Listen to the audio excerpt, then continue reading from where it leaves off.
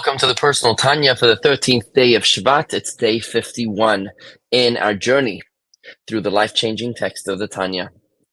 Today's Tanya implores us to not lose sight of the forest due to the trees. We're learning about how we can become intimate with God, how we, lowly mortals, are able to actually forge a deep, a meaningful, and a wholesome relationship with God Almighty. We mentioned how we can do that through the mitzvahs, where two entities become working together seamlessly, like a body and a soul, or a chariot and its rider. But when we study Torah, we're actually becoming one with God Almighty. And when we do so, that study of Torah is so intensely powerful. It's an infinite power of God that is higher than the spiritual worlds. Think about that for a second. That means it's higher than even Gan Eden, even the Garden of Eden, even paradise. The souls in paradise aren't experiencing the same degree, as high a degree of connection with God as we experience each and every single time we study Torah. Now, this is true even if we cannot feel it, even if we don't sense it, even if this is subconscious to us. It still is true.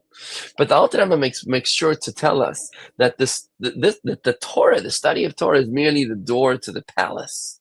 Don't get stuck in the Torah. It's about not the Torah, which is the medium, but it's about connecting with the giver of the Torah. We sometimes might get so stuck in the forest, in the trees, in the forest. We sometimes get so stuck in the trees that we lose sight of the forest. We get so stuck in the details that we forget where we're going. The purpose of the study of the Torah is not just for the study of Torah in and of itself, but rather in order to forge a meaningful connection with the master of the universe. And that's why the Torah tells us in a verse, the purpose of the laws is to have a relationship with the one who gave us the laws, and it's important for us never to forget that. And that's why the Alter Rebbe implores us to meditate upon this concept, to contemplate the awesomeness of this power that we're unleashing each and every time we study Torah, that gives us humility before God's wisdom, curiosity to reveal it, and the excitement to connect to God through it. And with this, we conclude the discussion about God's unity, which we began in chapter 23. It's this discussion about God's unity that reminded us, that inspired us to realize that God is not the only God. That's obvious, but that God is the only existence that exists. Nothing else exists outside of God. And with this introduction, we're ready to enter into chapter 24, which is going to explain to us how the opposite of how we can experience divine unity. Now we're going to experience how we can break our connection with God, and we're going to discover how that happens each and every single time that we do a sin, because every single sin is an act of idolatry.